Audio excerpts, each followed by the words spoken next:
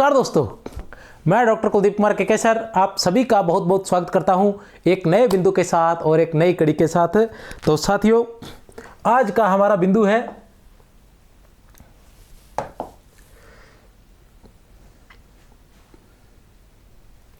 हिंदी व्याख्याता परीक्षा।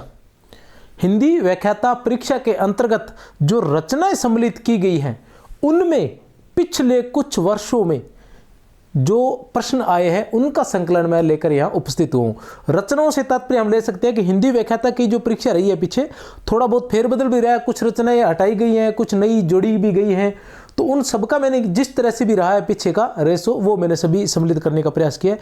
पीछे के कुछ वर्षों में उनसे संबंधित कहने से तात्पर्य कि जैसे रचनाओं की बात करें तो पिछले रामचरितमानस का जो बालकांड है और बिहारी रत्नाकर है, बिहारी रत्नाकर के 20 और 25 दो ही है लगभग, ठीक है ना। उसके बाद कबीर ग्रंथावली आ जाता है, फिर साकेत आ जाता है, और उसके बाद हम बात करें तो ये निबंध की बात करें तो शिरीष के फूल आ जाता है, और कविता क्या है आ जाता है आचार्य रामचंद्र शुक्ल का।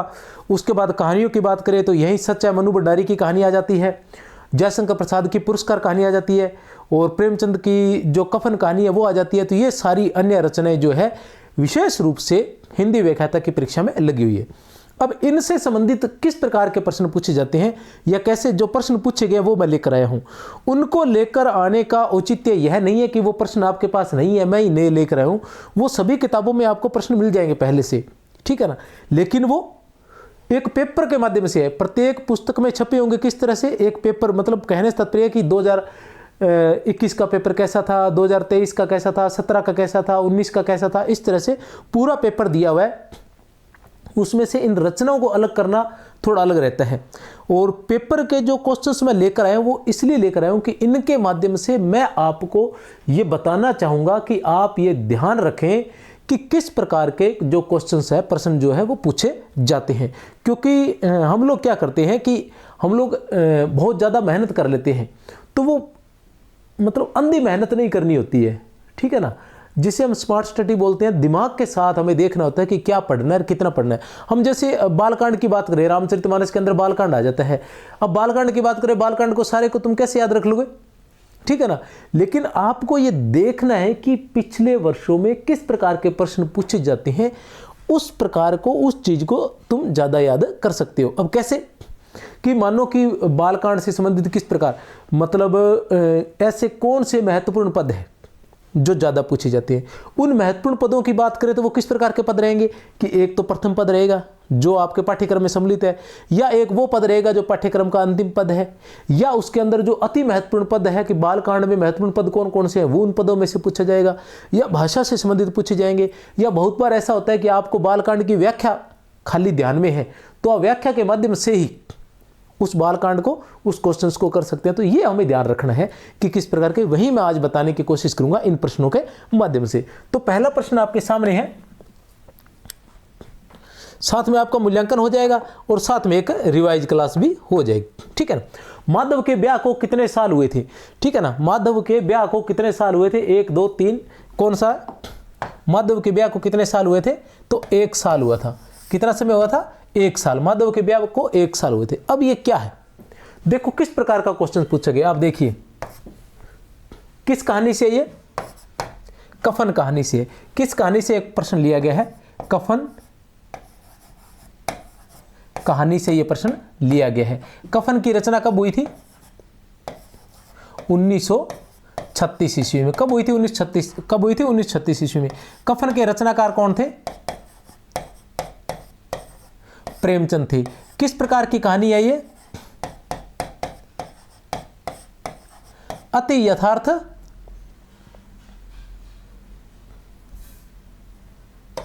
किस प्रकार की कहानी है ये, अति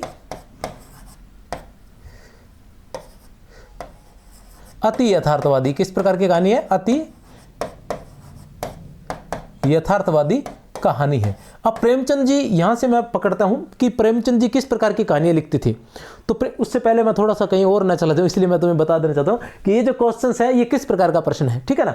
देखिए बिल्कुल साधारण प्रश्न है। जो रचनाएं होती है, रचनाओं में से किसी भी प्रकार का प्रश्न उठाया जा सकता है, बिल्कुल साधारण से साधारण। इस प्रश्न का जो स्तर मानेंगे हम, वो बिल्कुल निम्न स्तर का प्रश्न है ये, लेकिन ये कठिन है। क्योंकि ये प्रश्न हमें बताता है कि कुछ भी पूछा जा सकता है। ये पूछा जा सकता है कि कफन कहानी के अंदर माधव और घिसू के पास कितने बर्तन थे, ठीक है ना। माधव और घिसू ने वहां पर कितने रुपए की शराब पी थी, कितने रुपए का चखना लिया था, कितने रुपए का खाना खाया था। तो ये चीज बताता है कि हर छोटी सी छोटी चीज भी, देखने में आसान लग रहा है कि बड़ा आसान सा क्वेश्चन है, इतने तो पूछे क्या, सीधे सीधे उत्तर दे देंगे, लेकिन सीधे सीधे नहीं। कहने से तात्पर्य ये है कि आपको पूरी कहानी सैद्धांतिक रूप से याद होनी चाहिए, कुछ भी पूछा जा सकता। अब देखो 1 साल हुए, इस प्रकार से माधव की आयु कितनी थी, घिसा की आयु कितनी थी, इसके अंदर अब अपने आते हैं।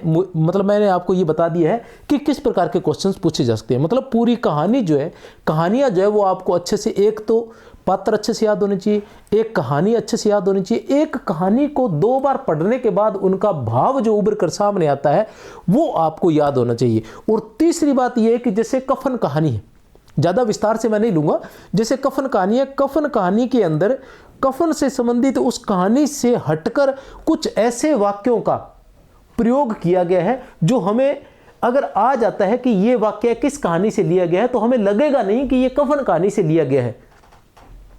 तो ऐसे वाक्यों को, ये ऐसी स्थिति किस में हो सकती है, पुरस्कार कहानी में भी हो सकती है और यही सच है कहानी में भी हो सकती है। तो उन वाक्यों को अलग करना है। जैसे इस कहानी के अंदर एक जगह किसानों से संबंधित, किसानों की समस्या को उठाया गया है और किस प्रकार किसान जो है उनकी दुर्दशा बनी हुई है, उन पर अत्याचार हो रहा है, उनकी जो उनको जो जैसे किसानों पर गोदान लिखा ही था, किसानों की दुर्दशा का चित्रण करते हुए जो साहूकार वर्ग है, जो जमींदार वर्ग है, वो किस तरह से उनकी मतलब पूरी जमीन हड़प लेते हैं, उनका पूरा जो भी अन्न होता है, वो जो भी उत्पाद होता है, उत्पादन जो भी होता है, वो सारा का सारा हड़प लेते हैं।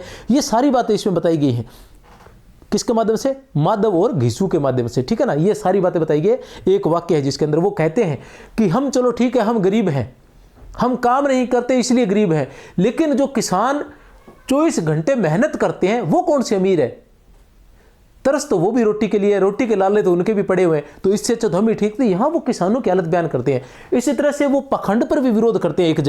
एक जगह वो पखंड पर विरोध करते हैं। वो कहते हैं कि अगर क्या नाम था उसका, नायिका का नाम बोले, घिसू, माधव और बुधिया है शायद, ठीक है ना, बुधिया, शायद क्या बुधिया ही है।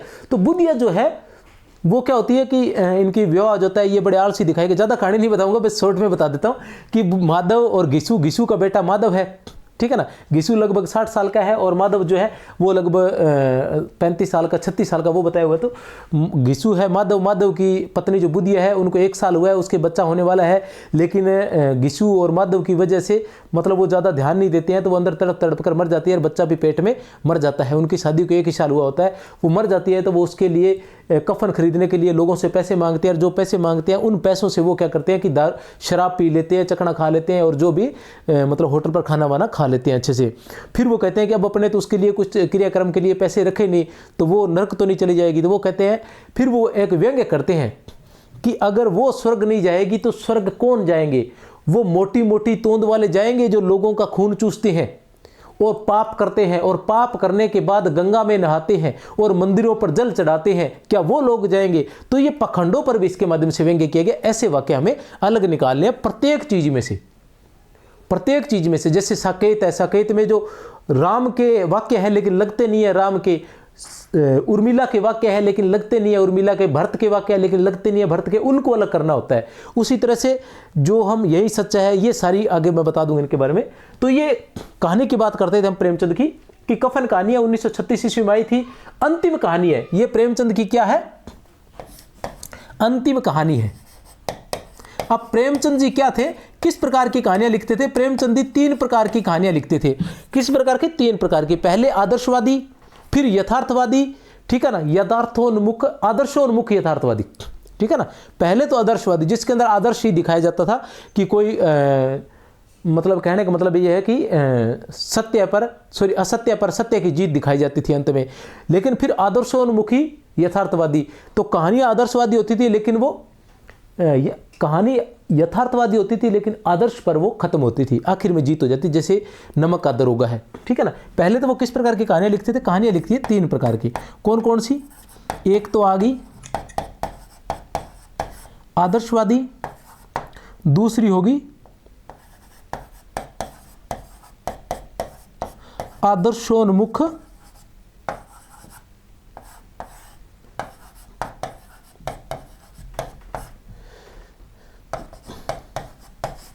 यथार्थवादी, और फिर होगी अति यथार्थवादी। इसको कुछ लोग 3-4 भागों में भी बांट देते हैं, कुछ लोग यथार्थवादी, अति यथार्थवादी भी बांट देते हैं। तो आदर्शोन्मुख, आदर्शवादी तो पहले ऐसे होती थी कि आदर्श आदर्श दिखाया जाता था, जैसे वो बूढ़ी काकी वगैरह जो है वो वाली कहानियां होगी। आदर्शोन्मुखी यथार्थवादी कैसे होगी, जैसे पंच परमेश्वर, ये जो आदर्शवादी पंच परमेश्वर हो गया, ठीक है ना, इस प्रकार की कहानियां जो होती थी, पंच परमेश्वर टाइप की कहानियां। आदर्शोन्मुखी यथार्थवादी जिसमें यथार्थ दिखाते थे लेकिन अंत में आदर्श प्रस्तुत होता था, जैसे नमक का दरोगा हो गई।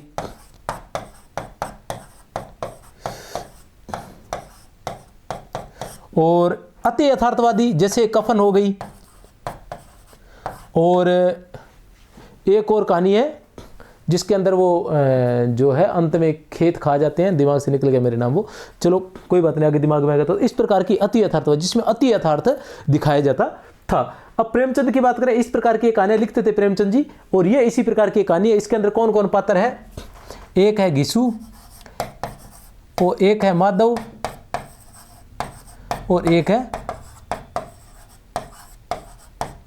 बुधिया, ठीक है ना। घिसू और माधव को आलसी दिखाया गया है, घिसू और माधव को आलसी दिखाया गया है। और ये सभी किस जाति के हैं, चमार जाति के बताए गए हैं। किस जाति के, चमार जाति के बताए गए हैं। एक पात्र इसमें और है जो जमींदार है, जिससे ये पैसे लेकर आते हैं, वो पात्र इसमें और है। तो ये है कहानी घिसू की। आगे चलते हैं। सतगुरु समान का सगा, सतगुरु समान का सगा में समान का क्या है। अब देखो ये किस कहां से लिए गए हैं, ए बै शायद। पहले तो आप समान का अर्थ बता दीजिए कि ये कहां से लिए गए हैं।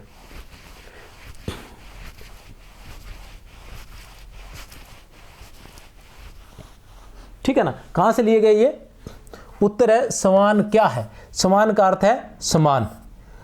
भी सतगुरु के समान कौन अपना है, सगा मतलब अपना, सतगुरु के समान अपना कौन है। तो ये कौन सा पद है, ये गुरुदेव को अंग, अपने पाठ्यक्रम में क्या लगा हुआ है, गुरुदेव का अंग लगा हुआ है।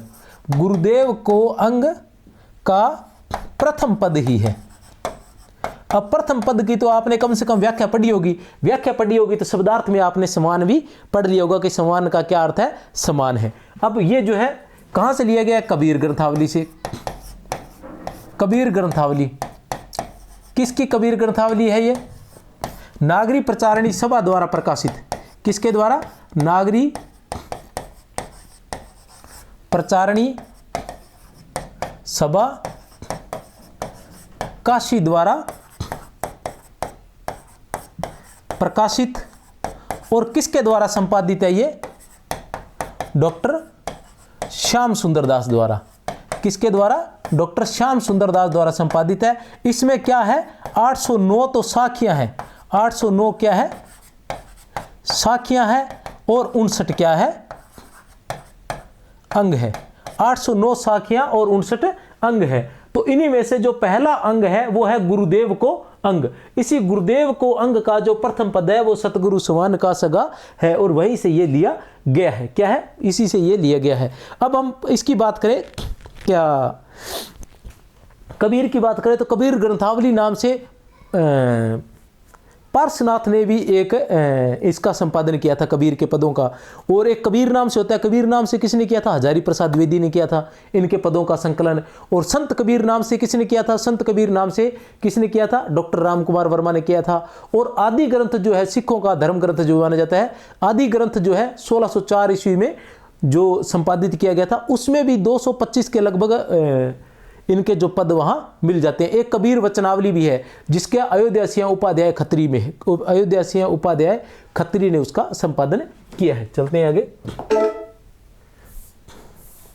उर्मिला ने अपने यौवन को क्या कहा है, ए बैस है या फिर द। उर्मिला ने अपने यौवन को क्या कहा है, उर्मिला ने अपने यौवन को बालक कहा है। उर्मिला ने अपने यौवन को बालक कहा है। ये व्याख्याएं पढ़ी होती है तो उत्तर अपने आप आ जाता है, साकेत से है। कहां से है ये, साकेत से। साकेत, साकेत, साकेत की बात करें तो कब साकेत के रचनाकार कौन है?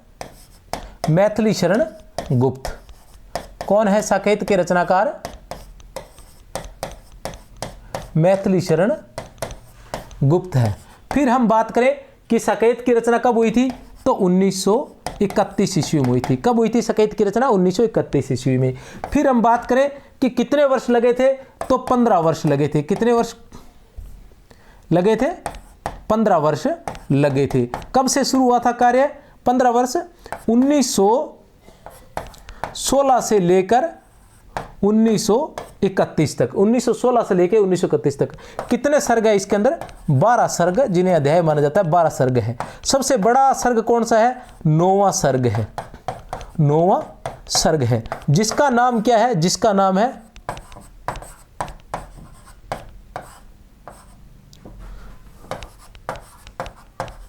उर्मिला विरह। जिसका सर्ग है उर्मिला विरह सर्ग है। ये 9 सर्ग है। साकेत, साकेत का मतलब क्या है? साकेत पाली भाषा का शब्द है जिसका हिंदी अर्थ है अयोध्या। साकेत क्या है? पाली भाषा का शब्द है जिसका हिंदी अर्थ है अयोध्या। साकेत जो है वो पाली भाषा का शब्द है जिसका अर्थ है अयोध्या।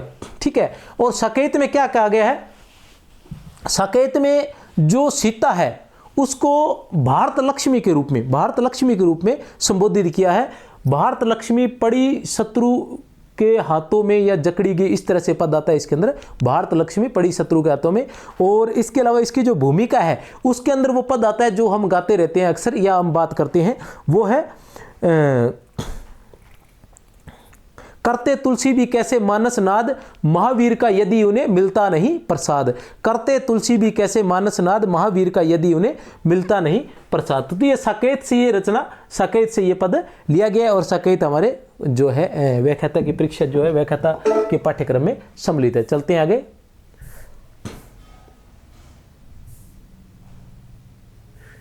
चार नंबर प्रश्न जो है थोड़ा त्रुटिवश है।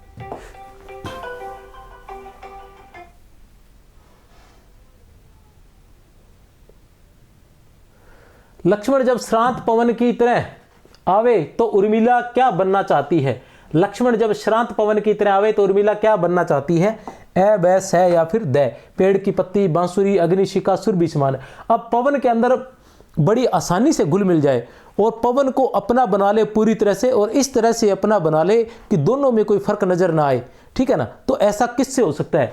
पेड़ की पत्ती हवा में इस तरह से नहीं घुल मिल सकती, उसमें डिफरेंस रहेगा, वो प्रेम उनमें जाहिर नहीं हो पाएगा। बांसुरी सी में नहीं, अग्निशिखा से भी नहीं, अग्निशिखा अलग रहेगी, वायु अलग रहेगी।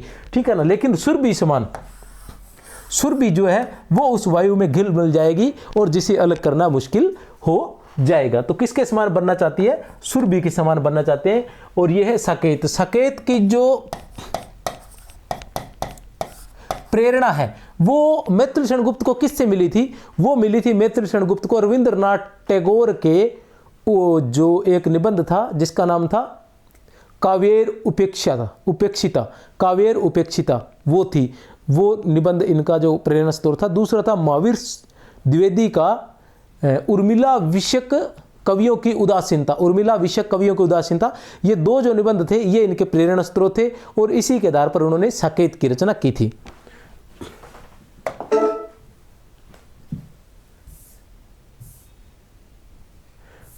प्रश्न 6 है, घिसू के अनुसार माधव की पत्नी को पुण्य क्यों मिलेगा? घिसू के अनुसार माधव की पत्नी को पुण्य क्यों मिलेगा? ये वो बात आएगी क्योंकि उन्होंने भरपेट भोजन किया है, क्योंकि उनकी आत्मा प्रसन्न हो रही है, क्योंकि उन्हें मदिरा मिली है, क्योंकि वह भली स्त्री थी, क्योंकि उनकी आत्मा प्रसन्न हो रही है।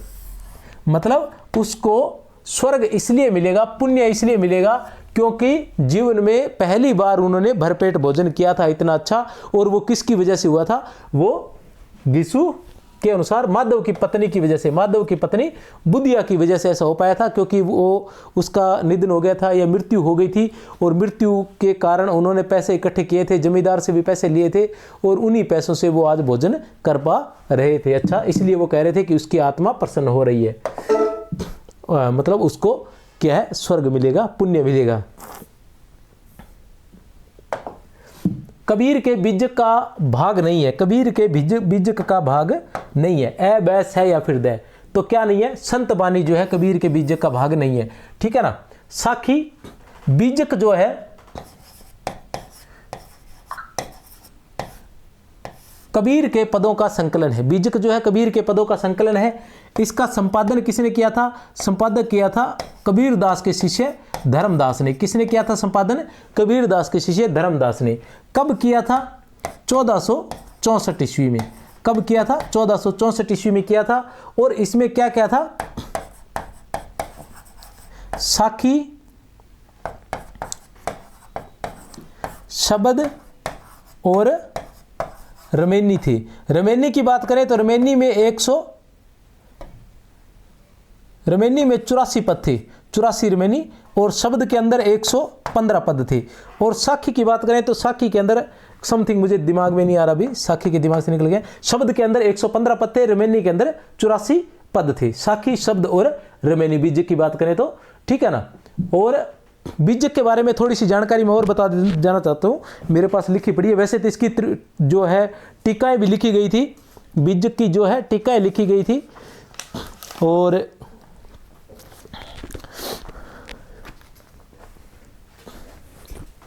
इसकी बात करें तो 353 पद, कितने पद थे? 353 पद थे। साखी में 353 साखियां थी, शब्द के अंदर 115 साखियां, रमेनी में 84 थी। अब हम बात करें कि बीजक पर रचित टीकाएं, टीकों की बात करें तो 1892 ईस्वी में, कब? 1892 ईस्वी में एक टीका लिखी गई थी जिसका नाम था त्रिज्या। क्या नाम था? त्रिज्या, जो किसकी थी? पूर्णदास की। किसकी थी?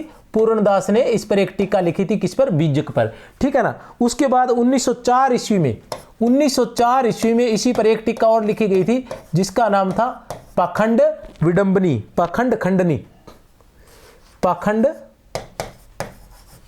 खंडनी। इसके रचनाकार कौन थे? इसके रचनाकार थे विश्वनाथ जू दे। चाहो तो स्क्रीनशॉट ले सकते हो अगर जरूरत है तो, नहीं तो मुझे नहीं लगा। 1892 ईस्वी में त्रिज्या नाम से इसकी टीका लिखी गई थी जो पूर्णदास ने लिखी थी। 1904 ईस्वी में पाखंड खंडनी नाम से भी टीका लिखी गई थी जो विश्वनाथ ने लिखी थी। हम इनकी भाषा की बात करें तो, भाषा की बात करें तो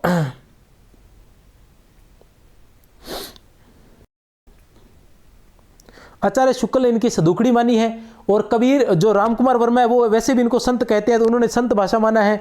और जो श्याम सुंदर दास है जिनकी हम पढ़ रहे हैं वो हमारे लिए महत्वपूर्ण है तो वो हमें याद रखना है। उन्होंने इनकी भाषा को खिचड़ी माना है। उन्होंने इनकी भाषा को क्या माना है? खिचड़ी माना है। और लक्ष्मी सागर वार्ष्णेय जो है उन्होंने इनकी भाषा को हिंदवी माना है। उन्होंने इनकी भाषा को क्या माना है? हिंदवी माना है। ये हमें ध्यान रखना है। चलते हैं आगे प्रश्न संख्या 8 पर। सगन कुंज छाया सुखद शीतल मंद समीर, मन वह जात अजो वह जमुना के तीर। यह दोहा लिखा गया है, किसका लिखा गया है? ए बैस है या फिर दे, तो किसका है? बिहारी का ये दोहा है। और कहाँ से लिया गया है? ये बिहारी रत्नाकर से लिया गया है। कहाँ से लिया गया? ये बिहारी रत्नाकर से ये दोहा लिया गया है। बिहारी रत्नाकर के रचनाकार कौन थे? जगन्नाथ दास रत्नाकर थे। बिहारी रत्नाकर हमारे लगे हुए जगन्नाथ दास रत्नाकर।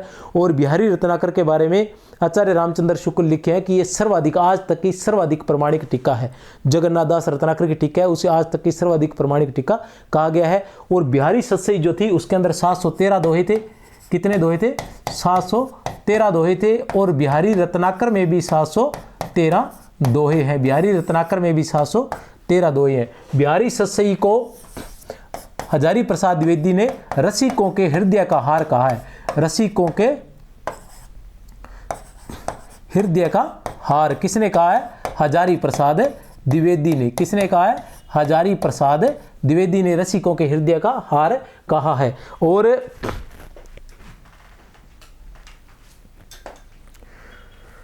जो राधाचरण गोस्वामी है उन्होंने बिहारी को पीयूष वर्षी मेघ कहा है। पीयूष वर्षी मेघ कहा है, जिसके आने पर तुलसी और सूरदास जैसे चांद और सूर्य आच्छादित हो जाते हैं, ऐसा कुछ उन्होंने लिखा है। थोड़ा सा आप समझ में आ जाएगा आपके वही चीज़ें, ठीक है ना। पीयूष वर्षी मेघ कहा है, किसने? राधाचरण गोस्वामी ने। और उन्होंने कहा है कि उसके आने पे ये आच्छादित हो जाते हैं, कहने का मतलब ये ज़्यादा है। और बिहारी की सतसई के प्रत्येक दोहा जो है एक रत्न के समान है, ऐसा आचार्य रामचंद्र शुक्ल ने कहा है।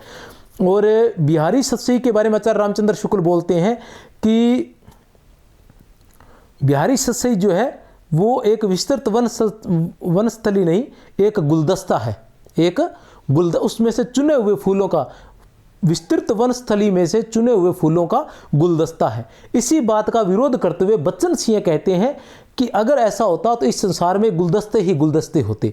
वो कहते हैं कि जो प्रबंध काव्य, हाँ वो ऐसा लिखते हैं आचार्य रामचंद्र शुक्ल कि प्रबंध काव्य विस्तृत वनस्थली है, प्रबंध काव्य जो होता है वो विस्तृत वनस्थली है, और दोहा जो है वो उनमें से चुना हुआ एक गुलदस्ता है, ऐसा कुछ वो कहते हैं। तो और बिहारी रत्नाकर जो क्या है वो चुना हुआ गुलदस्ता है। तो उसी तरह से बच्चन सिंह उसका विरोध करते हुए कहते हैं कि अगर ऐसा होता तो इस संसार में गुलदस्ते ही गुलदस्ते होते। तो वो कहना चाह रहे हैं कि प्रबंध काव्य का अपना अलग महत्व है और दोहों का या मुक्तक काव्यों का वो अलग महत्व है। बिहारी की जो बिहारी सतसई थी वो मुक्तक काव्य है, उसका अलग महत्व है। तो वो क्या है कि जो आचार्य शुक्ल है वो उसको उतना महत्व नहीं देना चाह रहे थे, इसलिए उन्होंने प्रबंध काव्य को ज़्यादा महत्व दिया था। तो इसी वजह से ये बातें कही गई थी दोनों की। अक्सर आपको पता ही है कि बच्चन सिंह और रामचंद्र शुक्ल में कहीं न कहीं मतभेद रहता है। जैसे बच्चन सिंह का हिंदी साहित्य के इतिहास से संबंधित भी है ना, कि जिनको आचार्य रामचंद्र शुक्ल के हिंदी साहित्य के आगे कुछ सुझाई नहीं पड़ता है, उन्हें अपनी आंखों का इलाज करवाना चाहिए। दूसरी जगह वो ये भी कह देते हैं कि अगर नया हिंदी साहित्य का इतिहास न तो आचार्य रामचंद्र शुक्ल के इतिहास को लेकर लिखा जा सकता है, न उसे छोड़कर लिखा जा सकता है, ऐसी बातें वो कहते रहते हैं। बहुत ही स्थानों पर वो इसका विरोध भी करते हैं। जैसे आदिकाल है तो आदिकाल नाम को भी वो कहते हैं कि भ्रामक होता है, भ्रामक नजर आता है आदिकाल नाम जो है, ठीक है ना। और इस तरह से वो इन बातों को कहते रहते हैं। जैसे जो अन्य काल है उनके, जैसे आदिकाल, पूर्व मध्यकाल, इनके बारे में भी वो विरोध करते हैं कि पूर्व मध्यकाल ये संकीर्ण मानसिकता का परिणाम है, ऐसी कुछ बातें वो करते हैं बच्चन सिंह। चलते हैं आगे। मधुलिका ने राजा से पुरस्कार स्वरूप क्या मांगा? मधुलिका ने राजा से पुरस्कार स्वरूप क्या मांगा? ए बैस है या फिर दे, तो दे प्राणदंड मांगा था। अब देखो प्यारे बच्चों, ऐसा है कि 1-2 मिनट के अंदर मैं ये पूरी कहानी आपके समझा दूंगा, ठीक है ना। तो ये कहानी जो प्राणदंड क्यों मांगा, मधुलिका ने किससे? राजा से पुरस्कार के रूप में प्राणदंड क्यों मांगा? तो ये क्या है कि बड़ा ही मतलब है, जैसे कहें तो सस्पेंस वाला। क्योंकि बच्चा जो, अगर किसी ने कहानी नहीं पढ़ी है तो वो ये सोचेगा कि प्राणदंड ही क्यों मांगा, आखिर ऐसा क्या सस्पेंस हुआ था। और कहने का तात्पर्य, अगर हमें फिल्म बनानी चाहे तो शुरुआत में हम यही दिखा सकते हैं इसमें, हालांकि कहानी अलग तरीके से चलती है लेकिन हम अलग तरीके से दिखा सकते हैं इसको। इस तरीके से दिखा सकें कि जिस तरह से जो मधुलिका है वो महल के अंदर आ रही है, उसको बेड़ियों में जकड़ा हुआ है और महाराजा उसे कहते हैं कि मांगो कि कौन सा पुरस्कार मांगती है, तो वो कहती है मुझे प्राणदंड चाहिए। और फिर कहानी जो है फ्लैशबैक में जाती है, तो उस तरह से, ठीक है ना। लेकिन चलो हम यहाँ की बात करेंगे सिर्फ मधुलिका की। तो ये जो कहानी है, कौन सी कहानी है? पहले तो मैं कहानी के बारे में बताऊंगा।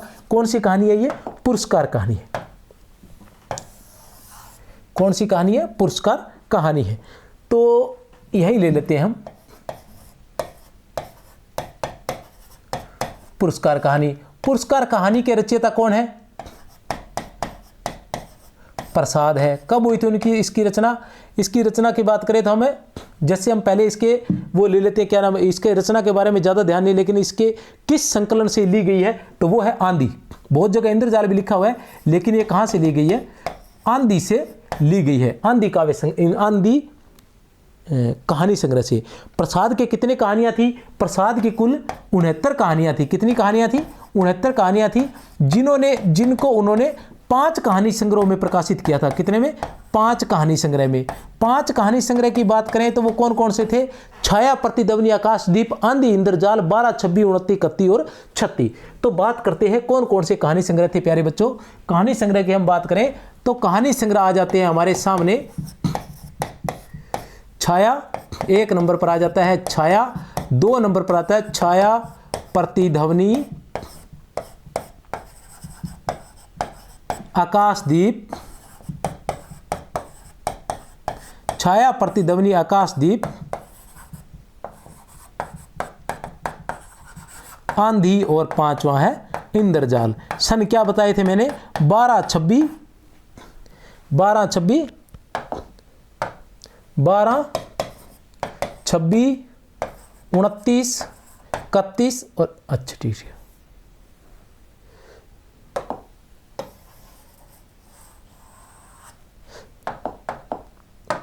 12 26 29 31 और 36, ठीक है ना।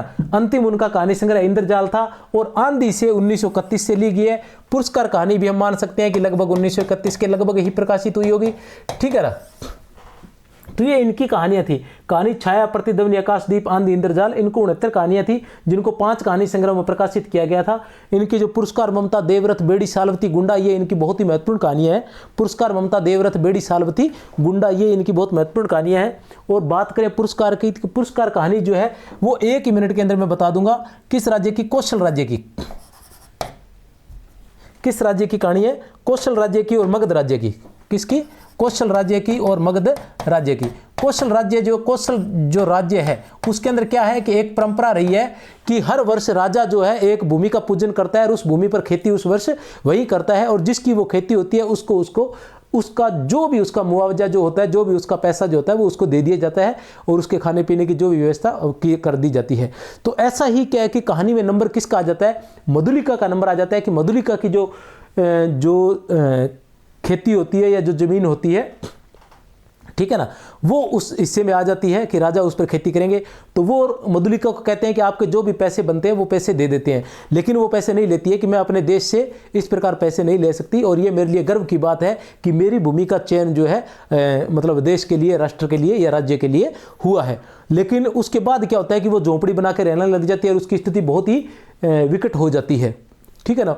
तो उसी दौरान क्या होता है, मगध राज्य का राजकुमार होता है। कौशल की क्या है? मधुलिका। क्या नाम है? मधुलिका। ये मधुलिका वो वाली नहीं है जो इन दिनों चल रही है, ठीक है ना। क्या चल रही है? भूल भुलैया, ठीक है।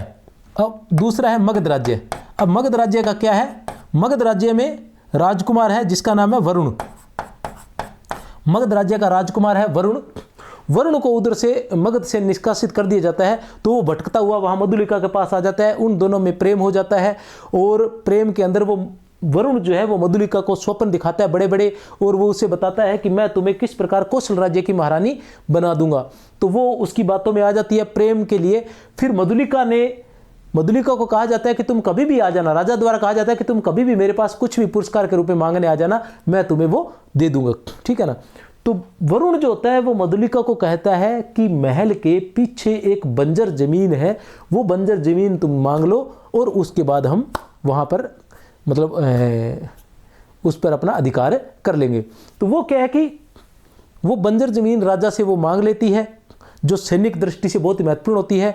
और वरुण जो है वो अपने दोस्तों के, अपने सेना के साथ उस पर वहाँ से पूरी रणनीति बना लेता है और रात का समय और सुबह तक उसने वहाँ कब्जा कर लेना था राजा पर और राज्य पर, इस कौशल राज्य पर कब्जा कर लेना था। लेकिन अचानक जो है मधुलिका को ये लगता है कि जिस राज्य के लिए मेरे पिता ने, क्योंकि इसके पिता जो थे वो उन्होंने इस राज्य के लिए अपने प्राणों का समर्पण कर दिया था और मधुलिका भी इसीलिए जानी जाती थी और इनके पिता की बड़ी जो है इज्जत थी इस कौशल राज्य में। तो फिर उसको आत्मग्लानि होती है कि लोग क्या कहेंगे कि उसकी पुत्री ने इस प्रकार का कार्य किया, राजद्रोह किया, अपने देश के साथ, अपने राष्ट्र के साथ गद्दारी की। तो उसका कहीं न कहीं जो व्यक्ति प्रेम होता है, व्यक्तिगत जो प्रेम होता है उस पर कहीं राष्ट्र प्रेम हावी हो जाता है और वह ये सारी बातें जाकर राजा को बता देती है और राजा की सेना वरुण को पकड़ लेती है और उसे फांसी की सजा देती है। तो इसके लिए राजा जब मधुलिका को कहता है कि तुमने हमारे राज्य को बचा लिया, अब तुम पुरस्कार स्वरूप हमसे कुछ भी मांग सकती हो, तब वो पुरस्कार स्वरूप प्राणदंड मांगती है, क्योंकि वो कहती है कि मैंने जो राष्ट्र के प्रति अपना कर्तव्य था वो तो मैंने पूर्ण कर दिया, वो तो मैंने निभा दिया, लेकिन अब मेरा प्रेम के प्रति, मेरे व्यक्तिगत प्रेम के प्रति मेरा जो कर्तव्य बनता है वो भी मैं निभाना चाहती हूँ। मैं चाहती हूँ कि प्रेम पर भी लांछन न लगे, इसलिए मुझे प्राणदंड दे दीजिए ताकि मैं अपने प्रेमी के साथ, अपने प्रिय के साथ मैं भी इस संसार को छोड़ सकूँ। तो इस तरह से वो प्राणदंड मांगती है। मतलब इसमें क्या बताया गया है, इस कहानी में कहीं न कहीं जो राष्ट्र प्रेम है वो व्यक्तिगत प्रेम पर हावी होता है, लेकिन दोनों को समांतर भी दोनों ही निभाए जा सकते हैं, तो इस तरह से वो दोनों ही निभाने की प्रयास करती है। प्रश्न संख्या 10 है, बंधु कौशल्या दिशि प्राची का आशय क्या है? ए, ब, स या द? तो ये कहते हैं स है उत्तर, कौशल्या रूपी पूर्व दिशा की वंदना। ये कहाँ से लिया गया? बालकांड से। किससे लिया गया? बालकांड से लिया गया। रामचरितमानस के प्रथम कांड जो बालकांड है वहां से लिया गया। रामचरितमानस के रचनाकार तुलसीदास है, ये आप अच्छे से जानते हैं।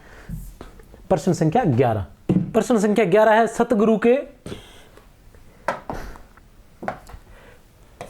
सतगुरु के सदकई करूं। यहां सदकई से आशय है, सदकई से क्या आशय है? ए, ब, स या फिर द? ए, ब, स या फिर द है। सदकई से क्या आशय है? तो साधारण सा है, न्योछावर। प्रश्न संख्या 12, आचार्य हजारी प्रसाद द्विवेदी के निबंधों के विषय में कौन सा कथन सही नहीं है? ठीक है ना। हजारी प्रसाद द्विवेदी के निबंधों की जब हम बात करते हैं तो हजारी प्रसाद द्विवेदी का कौन सा निबंध है? तो वो है शिरीष के फूल। कौन सा है? शिरीष के फूल, जो व्याख्याता का जो पाठ्यक्रम है उसमें सम्मिलित किया गया है। शिरीष के फूल जो है वो सम्मिलित किया गया है। शिरीष के फूल वो इनके किस निबंध संग्रह से लिया गया है? वो इनके कल्पलता निबंध संग्रह से लिया गया है। कल्पलता जो निबंध संग्रह है वो कब प्रकाशित हुआ था? वो 1951 ईस्वी में प्रकाशित हुआ था। चलते हैं, देखते हैं क्या है इतिहास हजारी प्रसाद द्विवेदी जी के निबंधों के विषय में। इतिहास, पुराण आदि से गंभीर तथ्य उठाते हुए वे प्राय उन्हें समसामयिकता से जोड़ देते हैं। पांडित्य को सहजता की ओर ले जाना उनका स्वभाव है। अधिकांश निबंधों में उन्होंने सपाट और सतही विवरण दिए हैं। उनके निबंधों में सांस्कृतिक विरासत के वर्चस्व के साथ उत्कृष्ट जिजीविषा एवं नवीन जीवन बोध दिखाई देता है। थोड़ा गला खराब है, ठीक है ना, आवाज़ में थोड़ी घनघनाहट छनछनाहट रहेगी, तो उसी के साथ आपको पढ़ना पड़ेगा। इतिहास, पुराण आदि से गंभीर तथ्य उठाते हुए वे प्राय उन्हें समसामयिकता से जोड़ देते हैं। तो ये बात तो बिल्कुल सही है। हमें तो असंगत ढूंढना है। क्या ढूंढना है? असंगत। ठीक है ना। इतिहास, पुराण आदि से गंभीर तथ्य उठाते हुए वे प्राय उन्हें समसामयिकता से जोड़ देते हैं। हम देखते हैं शिरीष के फूल की जब हम बात करते हैं तो उसमें भी वही बात आती है कि किस तरह से वो कालिदास का संदर्भ देते हैं, किस तरह से वो रविंद्रनाथ टैगोर का देते हैं, किस तरह से वो कबीर का देते हैं, किस तरह से वो तुलसीदास जी का देते हैं, किस तरह से वो पुराणों का देते हैं, और उसको जोड़ते हुए कहाँ शिरीष के फूल को वर्तमान से जोड़ लेते हैं और वर्तमान गांधी जी पर आ जाते हैं, उसके बाद वर्तमान व्यवस्था पर आ जाते हैं, किस तरह से। तो वो उनका मतलब संस्कृतनिष्ठ शब्दों का प्रयोग करते हुए पुराणों को, ग्रंथों को, ऐतिहासिकताओं को, सबको जोड़ते हुए, उनका संदर्भ लेते हुए और बड़ी ही आसानी से, ठीक है, उसको वर्तमान से जोड़ देते हैं।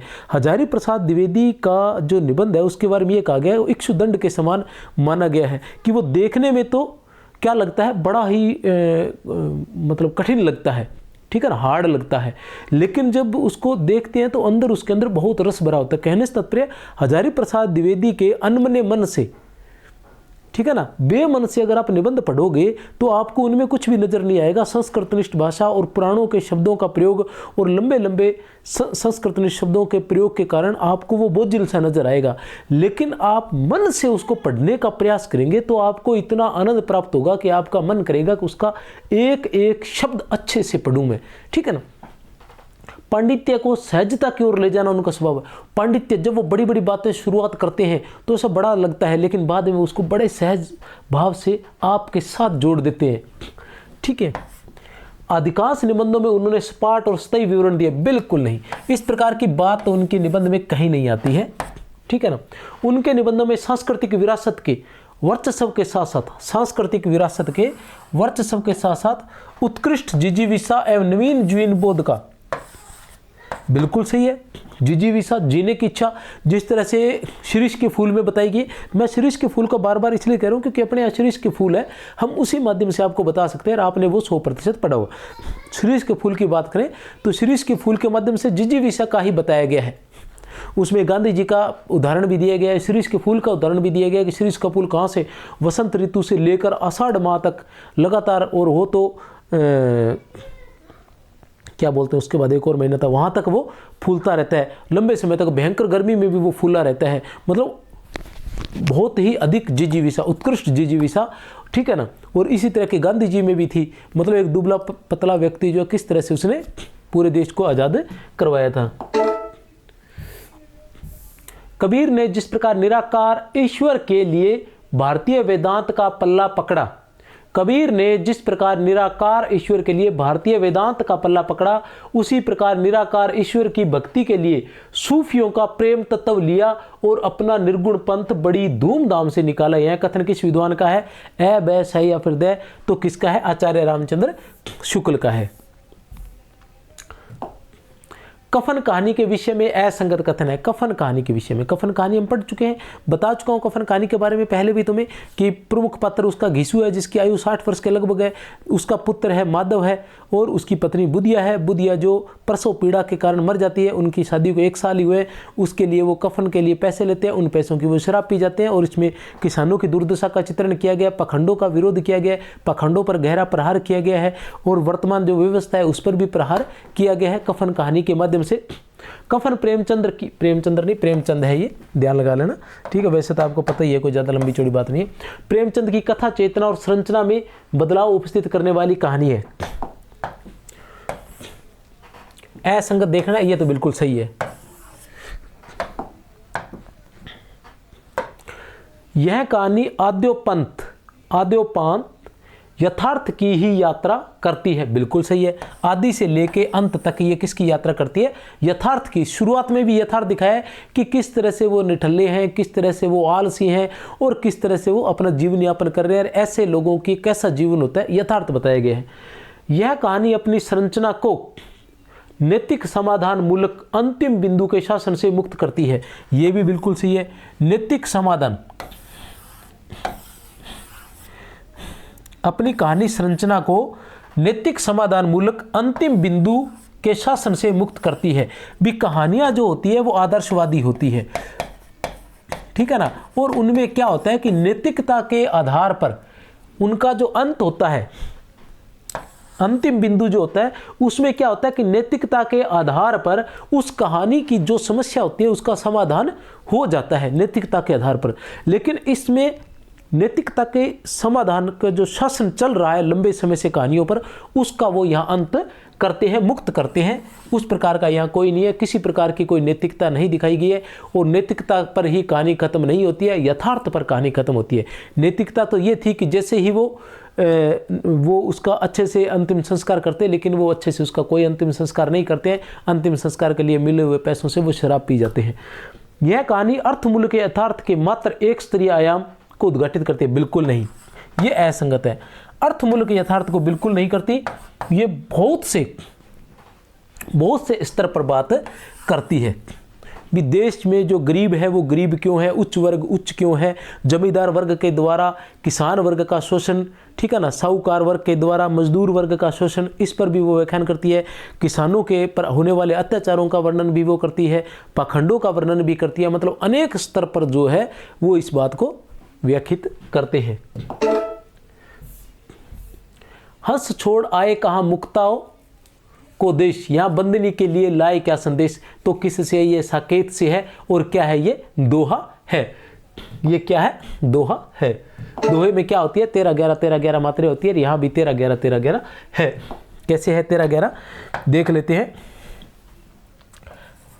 हंस की 2 है, मतलब है कि 2 ऊपर बिंदी लगी है। अनुस्वार की हमेशा 2 मात्राएं होती है, चंद्र बिंदु की हमेशा 1 मात्रा होती है।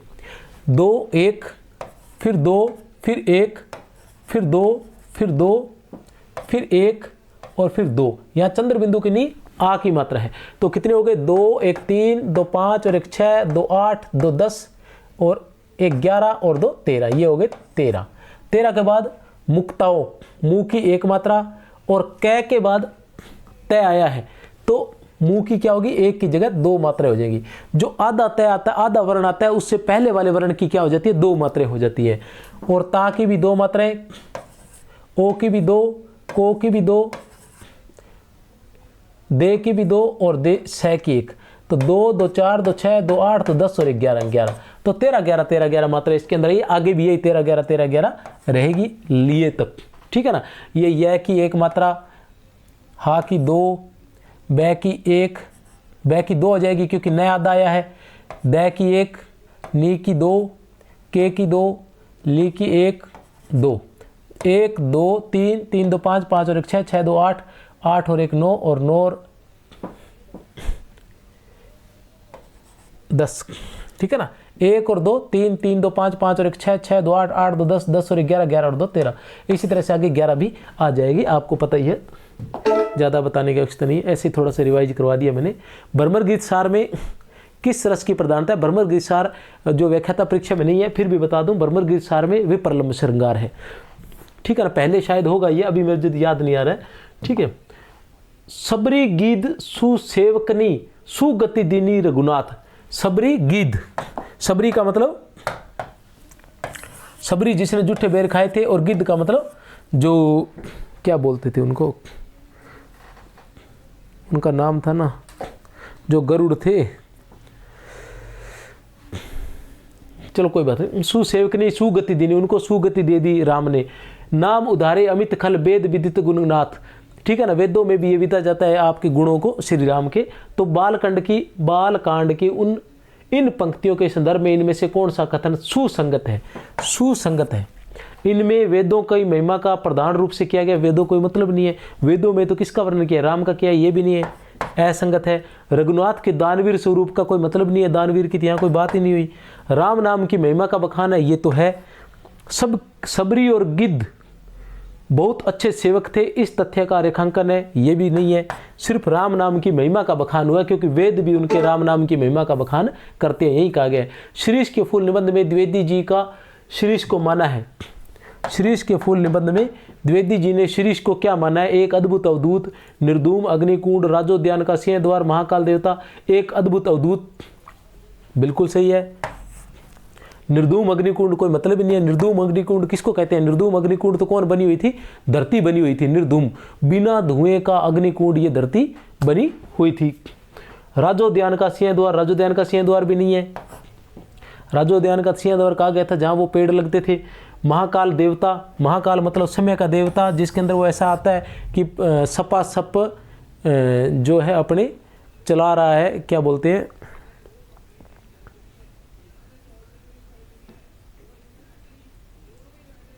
हंटर चला रहा है, हंटर बोलते हैं जो इसे मारते हैं, पुरानी फिल्मों में दिखाते थे ना, वो वाला। तो ये बातें आई थी। एक अद्भुत अवधूत है। शीरीष के फूल की बात करें तो शीरीष के फूल जो है वो उनके किस निबंध संग्रह से लिया गया है? कल्पलता निबंध संग्रह से लिया गया। किससे लिया गया है? कल्पलता निबंध संग्रह से लिया गया। कल्पलता निबंध संग्रह कब आया था? 1951 ईस्वी में आया था। इनके अन्य निबंध की बात करें तो इनके अशोक के फूल जो है, इनका एक निबंध संग्रह है। ठीक है ना, विचार और वितर्क भी है, विचार और वितर्क भी है, विचार प्रवाह भी है, कुटज भी है। ठीक है ना, ये इनके अन्य निबंध भी है, निबंध संग्रह है, सॉरी। पूरी तरह से इन पर बात करनी है तो मैं थोड़ा सा और बता दूं इसमें, ये मेरे पास मैंने लिख लिए थे।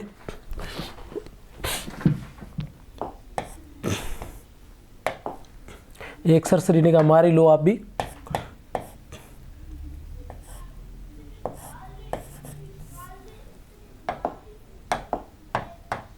उन्नीस सौ 1948 ईस्वी में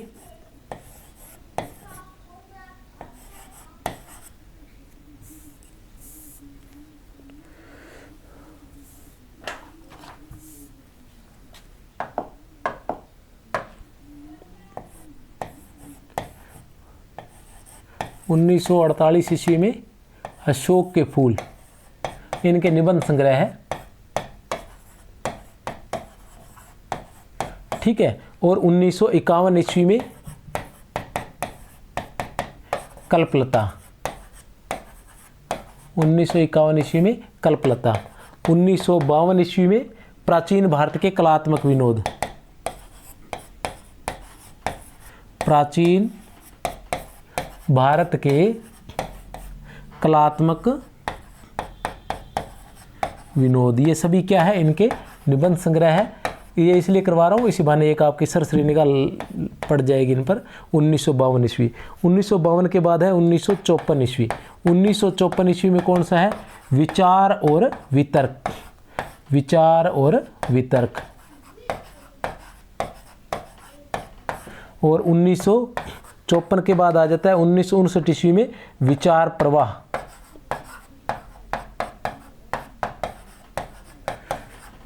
ठीक है ना। और 1959 के बाद आता है 1964 ईस्वी। 1964 ईस्वी में है कुटज। और फिर 1965 ईस्वी में है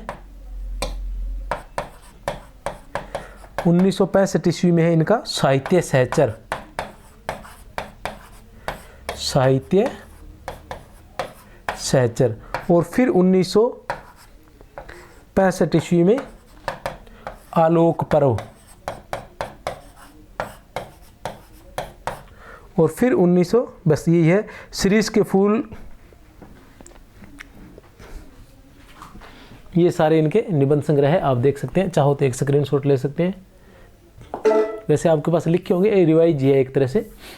गुरु प्रसाद सुई के नाके हस्ती आवे जाहे। इस पंक्ति में कबीर का अभिप्राय है गुरु कृपा से असंभव कार्य भी सहज संभव हो जाते हैं, गुरु कृपा से हाथी प्राप्त हो जाता है। अब देखो इसका तो क्या मतलब है, क्या पूछा है, अभिप्राय पूछा है, तो गुरु कृपा से हाथी प्राप्त हो जाता है, इसका तो कोई मतलब नहीं है। तो सीधे सीधे पहले सबसे पहले तो इसको काटो।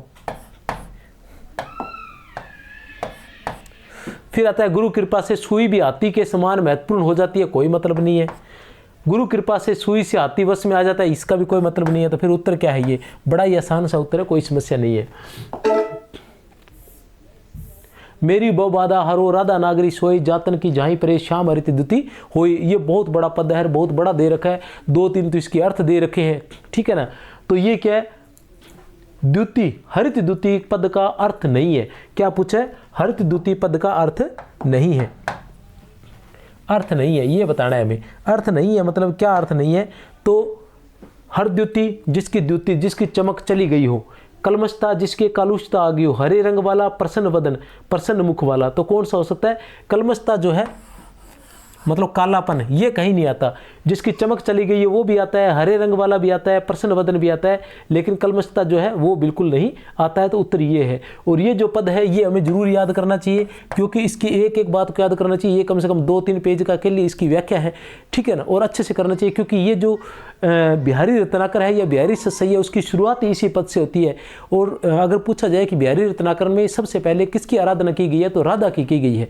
और ये इसी तरह से मेरी बो बाधा हो राधा नागरी सोई, कि हे मेरी बो बाधा, मेरी संसारिक बाधाएं हैं जो आप हर लीजिए। मतलब ये कैसे हैं, जिसको क्या बोलते हैं, मंगलाचरण टाइप है। तो उसी के अंदर सबसे पहले ये राधा का वर्णन किया गया है। सबसे पहला पद ये बिहारी रत्नाकर का, राधा नागरी सोई जातन की जाही परे, जिसकी छाया पड़ते ही शाम हो जाएगा। यहाँ श्यामू, श्याम जो है वो हरित द्युति, वो भी हरे रंग वाले, चमक वाले, या हरे रंग वाले मतलब खुश हो जाते हैं। तो वो जो राधा जिसकी परछाई पड़ने से ही श्री कृष्ण खुश हो जाते हैं, तो हे ऐसी राधिके तुम मेरी संसारिक बाधाओं को दूर करो। मनु जाहि राजे मिली ही सो बरु सहज सुंदर सांवरो, करुणा निधान सुजानशील स्नेह जानत रावरो। उक्त पद्यांश के अनुसार सीता जी को किसने आशीर्वाद दिया, उक्त पद्यांश के अनुसार सीता जी को किसने आशीर्वाद दिया था। ये बाल कांड की रचनाएं हैं। ए बै सै या फिर दै, किसने दिया था, ए बै सै या फिर दै, तो किसने दिया था, पार्वती जी ने यह आशीर्वाद दिया था। मनु जाहि राजेऊ मिलियो सो बरु सहज सुंदर सांवरो, करुणा निधान सुजानशील स्नेह जानत रावरो। सूर के भ्रमर गीत की विशेषता निम्नलिखित में से कौन सी नहीं है। प्रकृति के, ये देखिए, हालांकि ये भ्रमर गीत नहीं है, लेकिन ये वैसे भी सूरदास से संबंधित क्वेश्चंस आ ही सकता है, इसलिए मैं आपको बता दूं कि सूर के भ्रमर गीत की विशेषता निम्नलिखित में से नहीं है। क्या पूछा है, नहीं है। प्रकृति के आलम्बन रूप की प्रधानता, उक्ति विचित्र एवं वाग विदिकता की प्रधानता, गोपियों की वीर वेदना, उद्धव का उपहास। देखते हैं प्रकृति के आलम्बन रूप की चित्रण, तो ये नहीं है, आलम्बन रूप का चित्रण नहीं है, उद्दीपन रूप का है। किस रूप का है, उद्दीपन रूप का। तो आलंबन क्या होता है, आलंबन तो वो होता है जिसका हम विशेष रूप से उसी का वर्णन, जैसे पंत ने किया था ना, वो आलंबन रूप होता है, जहां मतलब जिसका चित्रण, मुख्य चित्रण उसी का किया जाता है, वो आलंबन होता है। ठीक है ना। जैसे कहने से तात्पर्य ये है कि हम अगर श्री कृष्ण के बारे में वर्णन कर रहे हैं तो श्री कृष्ण वो आलंबन है। ठीक है ना। श्री कृष्ण जो है आलम्बन है। तो कहने का मतलब जैसे प्रकृति का ही वर्णन किया जाता है वहाँ आलम्बन रूप होता है, और प्रकृति का सहारा किसी का वर्णन करने के लिए, किसी बात को कहने के लिए जब प्रकृति का सहारा लिया जाता है तो उसे प्रकृति का उद्दीपन रूप कहते हैं। तो जो भ्रमर गीत सार है उसमें जो प्रकृति का जो मतलब चित्रण किया गया है वो अपनी बात को कहने के लिए प्रकृति का सहारा लिया गया है, तो वो उद्दीपन रूप है। वो क्या है? उद्दीपन रूप है, एज ए सहायक के रूप में उसको प्रयोग किया गया है। उक्ति विचित्रीय वाग, मुख्य बात तो क्या है? श्री कृष्ण से, उद्धव से बातचीत करना है और श्री कृष्ण को उलाना देना है कि वो छोड़कर चले गए, वो झूठे निकले, उन्होंने अपनी प्रजा की, अपनी गोपियों की, अपने प्रेम की बिल्कुल भी लाज नहीं रखी। उक्ति विचित्रीय, उक्ति विचित्रीय जो है, उक्ति विचित्रीय के पद ही है, उक्तियों के अंदर विचित्रता है, ठीक है ना। वाग विदिकता भी है की प्रधानता है, गोपियों की वीर वेदना भी है, उद्धव का उपहास भी है, इसमें उद्धव का मजाक भी किया जाता है, उसके अंदर मतलब व्यंग्य किया जाता है कि उद्धव तुम हो, याद नहीं यार मुझे, इस तरह से मतलब, ठीक है ना।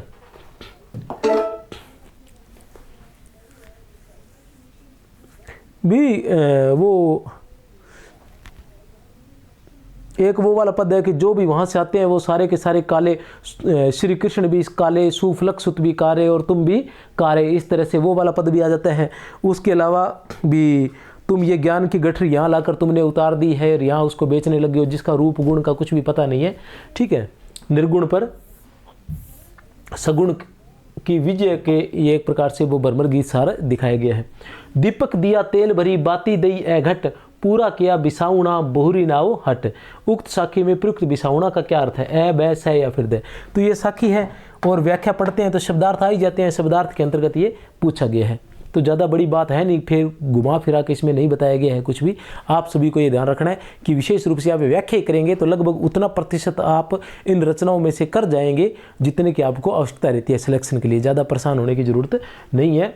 तो आवागमन, मोक्ष, खरीद फरोख्त, अन्य मनस्क, तो क्या रहेगा? ए बै सै या फिर दे, तो क्या रहेगा? सै।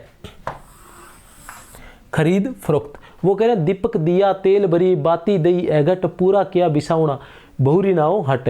मतलब मैं इस बाजार पर, इस दुकान पर मैंने जो खरीद फरोख्त करनी थी, मतलब मैंने जो खरीदना था, मैंने जो बेचना था, वो सारा मैंने इस संसार को उन्होंने एक दुकान की तरह कहा है। तो मैं इस हट का मतलब होता है दुकान, ठीक है, छोटी दुकान जिसके बोलते हैं। तो मैं इस दुकान पर अब फिर नहीं आने वाला हूँ, मैंने जो काम करना था वो मैंने कर लिया, अब मैं यहाँ घूमकर, मतलब मैं पुनर्जन्म लेने वाला नहीं हूँ। मैंने इस संसार के अंदर ऐसे कार्य किए हैं कि मुझे मोक्ष की प्राप्ति हो जाएगी और मैं मृत्यु और जन्म का जो ये बंधन है इससे छुटकारा पा लूँगा। आवागमन जो है आने का, जाने का, बार बार जन्म लेने का जो ये चक्कर है, इस चक्कर से मुझे मुक्ति मिल जाएगी, मैं इस संसार में दोबारा नहीं आने वाला। नाथ लखनऊ पुरु देखन चाहिए, प्रभु सकोच डर प्रकट कही। उक्त पंक्तियां रामचरितमानस में किसने कही है? अब ये इस प्रकार के जो पद आ जाते हैं थोड़े से टफ रहते हैं, क्योंकि पद तो कहीं से आ जाए, पूरा करने से तो रहे। अब ये साकेत से लिया गया है, रामचरितमानस के बालकांड से लिया गया है। तो बालकांड इतना बड़ा बालकांड है तो सारी पंक्तियां याद करना तो मुश्किल है। तो इस तरह से आप इसको देखकर बिल्कुल भी विचलित न हो, अपनी तरफ से सभी पदों की व्याख्या करें। कुछ पद जो है आपको इजी लगे उनके बारे में थोड़ा सा ध्यान रखें कि ये पद क्या कहना चाह रहा है और ऐसा पद कहाँ से है, सिर्फ इतने ध्यान रखना है। और व्याख्या करोगे तो क्या पूछा है, किसने किससे कहा है, तो व्याख्या आपको याद होगी तो कहीं ना कहीं उसको कहानी के रूप में याद करेंगे। तो पहले पदों की व्याख्या पढ़े, बाद में सिर्फ व्याख्या पढ़े, जाते हुए अगर टाइम मिले तो व्याख्या पढ़ ले। कुछ ऐसी बातें जो विरोधाभासी हैं वो अपनी नोट कर ले तो उससे थोड़ा आसान हो जाएगा। लक्ष्मण ने राम से कहे, राम ने विश्वामित्र से कहे, विश्वामित्र ने जनक से कहे, जनक ने विश्वामित्र से कहे। नाथ लखनऊ पुरु देखन चाहिए, प्रभु सकोच डर प्रकट ने कही। नाथ लखनऊ पुरु देखन चाहिए, प्रभु सकोच डर प्रकट कही। उक्त पंक्तियां रामचरितमानस में किसने किससे कही है? उपयुक्त पंक्तियां जो है रामचरितमानस में किसने किससे कही है? तो किसने कही है? राम ने विश्वामित्र से ये कही है। सारी पंक्तियां किसने कही है? राम ने विश्वामित्र से। बहुरी सखी सुफलक्षुत आयो, पढ़ो संध्या उर गाडो। भ्रमर गीत सार में यहाँ सुफलक्षुत से क्या आशय है? वो भ्रमर गीत सार है। किसको सुफलक्षुत किसको गया? तो आसान सही है, किसको? अक्रूर के लिए आया है। किसके लिए? अक्रूर के लिए आया है।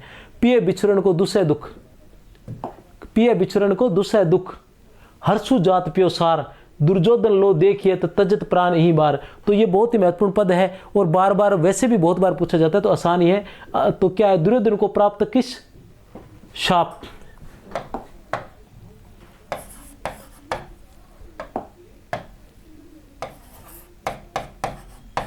दुर्योधन को प्राप्त किस शाप की ओर यहाँ संकेत किया गया है? अत्यधिक हर्ष पर मृत्यु, अत्यधिक शोक पर मृत्यु, शोक और हर्ष के संयोग पर मृत्यु, अत्यधिक रोष पर मृत्यु। तो शोक और हर्ष के संयोग पर मृत्यु, शोक और हर्ष के संयोग पर मृत्यु, ठीक है ना। पिय बिछुड़न को, तो वो जो नायिका है वो कह रही है, ये बिहारी रत्नाकर से लिया गया पद है और बिहारी रत्नाकर से पद लिया गया। इसके अंदर क्या जो नायिका है वो कह रही है, क्या कह रही है वो, कि पिय बिछुड़न को दुस्सह दुख, कि पिय से बिछुड़ने का मुझे बहुत ही दुख हो रहा है। हर्षु जात प्योसार, और पीहर जाने का मुझे बहुत खुशी हो रही है। दोनों चीज़ें साथ हो रही है, भी एक तरफ पिय से बिछुड़ने का दुख हो रहा है, दूसरी तरफ पीहर जाने की बहुत अधिक खुशी हो रही है। दुर्योधन लो देखिए, तो भी मेरी दशा दुर्योधन जैसी हो गई है। तजत प्राण ही बार, और मुझे लग रहा है कि मैं आज प्राण त्याग दूंगी, क्योंकि दुर्योधन की भी क्या दशा थी कि जब उसे खुशी और दुख एक साथ होगा तो वो प्राण त्याग देगा, और ऐसा ही हुआ था, उसको ऐसा शाप मिला हुआ था। और तो वो नायिका भी यहाँ कह रही है कि शायद मुझे लग रहा है कि मेरे साथ भी ऐसा होने वाला है, मैं भी इस समय प्राण त्याग दूंगी, ठीक है ना। तो इस प्रकार ये क्वेश्चंस थे। मैंने कोशिश की है कि जो पूर्व परीक्षा में पूछे गए उनको इकट्ठा करके आप सभी तक लेके आने की। तो अगर क्लास पसंद आए तो ज़रूर आगे शेयर करना। हाँ, एक बात और थोड़ा सा बताना चाहता था मैं आपको कि अपना स्वयं का ऐप आ गया है संकुल मार्गदर्शन के नाम से। किस नाम से? संकुल मार्गदर्शन के नाम से। जिस नाम से आप चैनल पर अभी वीडियो देख रहे हैं उसी चैनल पर उसी नाम से। तो चाहे तो आप प्ले स्टोर से जाकर इस ऐप को डाउनलोड कर सकते हैं, और इस ऐप पर जो है बहुत सी निःशुल्क सामग्री और उसके अलावा जो हस्तलिखित जो नोट्स है, हाथ से लिखे हुए जो नोट्स है, वो भी कलर और बहुत ही अच्छे तरीके से तैयार किए हुए वहाँ उपलब्ध होंगे। तो आप एक बार जो है इस ऐप को ज़रूर डाउनलोड करें और वहाँ पर जो फ्री सामग्री आपको उपलब्ध हो रही है उसका लाभ उठाएं। और इसके अलावा बहुत सा मैटर जो है वो आपको वहाँ निःशुल्क मिलने वाला है, बहुत सी जानकारी आपको निःशुल्क मिलने वाली है। तो वो सारी सामग्री आप निःशुल्क प्राप्त कर सकते हैं वहाँ से ऐप पे, क्योंकि यहाँ यूट्यूब पर देखने में कहीं ना कहीं कोई समस्या आ रही थी, इसलिए मैंने सारी सामग्री जो है वहाँ ऐप पर डाल दी है।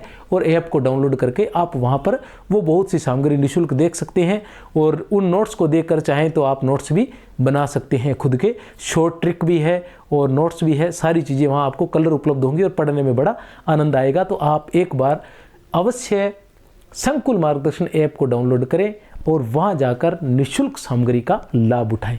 जय हिंद, जय भारत।